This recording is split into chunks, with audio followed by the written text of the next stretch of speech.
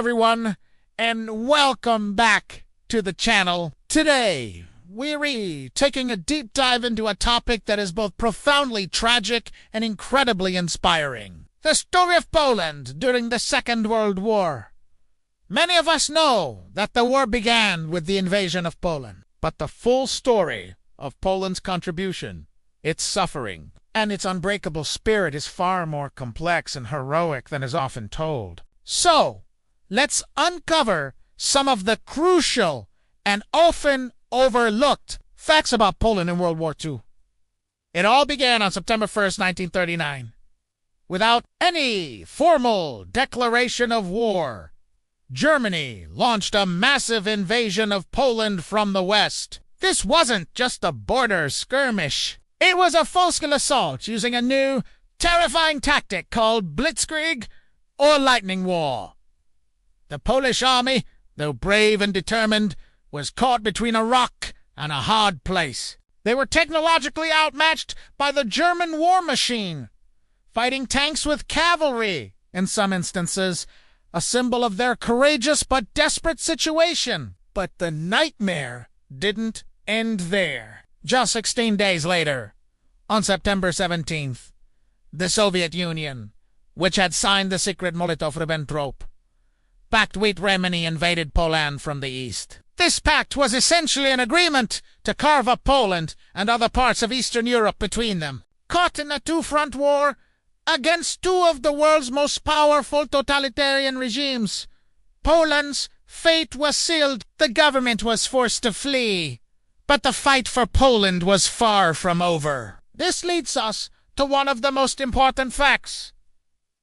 Poland never officially surrendered. The government evacuated to London, where it formed a government. This government was recognized by the Allies as the legitimate authority of Poland, and it commanded the Polish armed forces in the West, which continued to fight alongside the British and Americans throughout the entire war, from the skies of the Battle of Britain to the beaches of Normandy and the hills of Monte Cassino. Polish soldiers, sailors, and airmen fought with incredible distinction. Speaking of the Battle of Britain, the contribution of Polish pilots is a story of legend. The 303 Polish Fighter Squadron was the most successful Allied squadron during the battle, downing more enemy aircraft than any other. These pilots, many of whom had escaped from occupied Poland, were known for their skill, daring, and fierce determination to fight back against the invaders of their homeland. Winston Churchill himself said,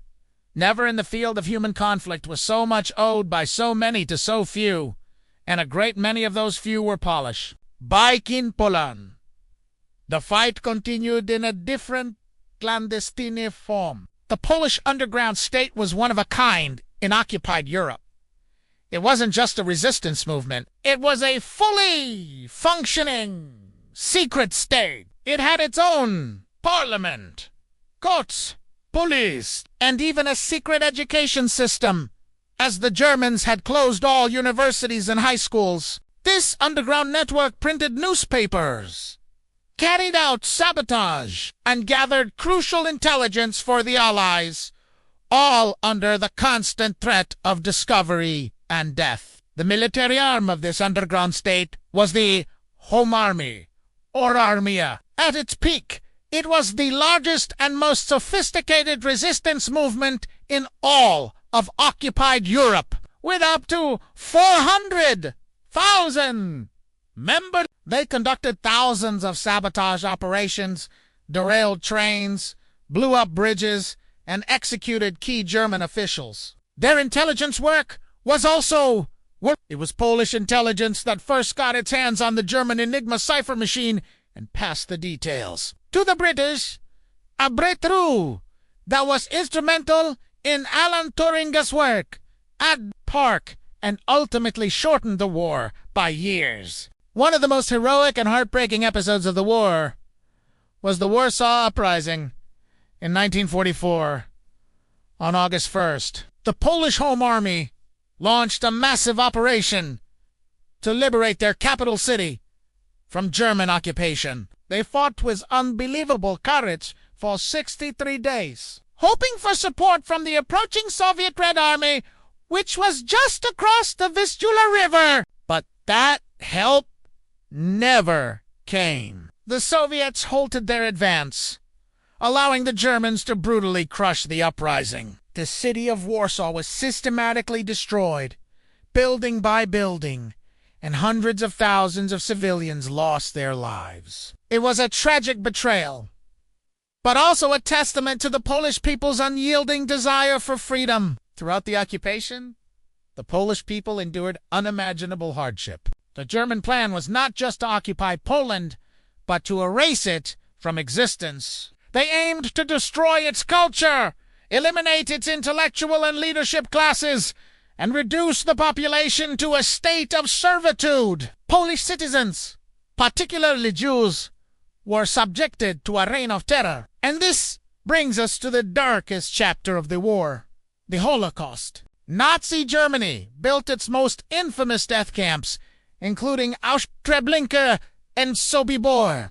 Unoccupied Polish soil, it's a common and tragic misconception to refer to them as Polish death camps.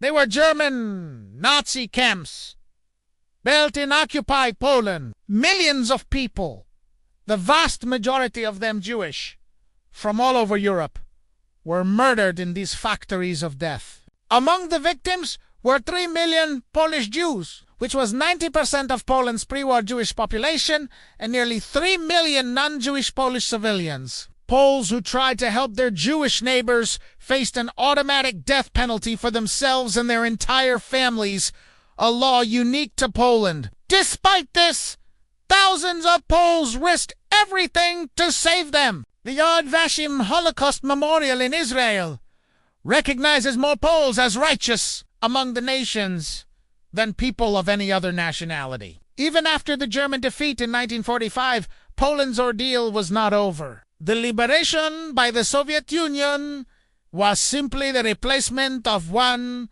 occupying power with another. Poland fell behind the Iron Curtain and was forced to endure decades of communist rule, its sovereignty stolen once more. The Polish soldiers who had fought so bravely alongside the Western Allies were often unable to return home, branded as enemies by the new communist regime. So, when we remember World War II, it's vital to remember the full story of Poland. It was the first nation to stand up to the aggression.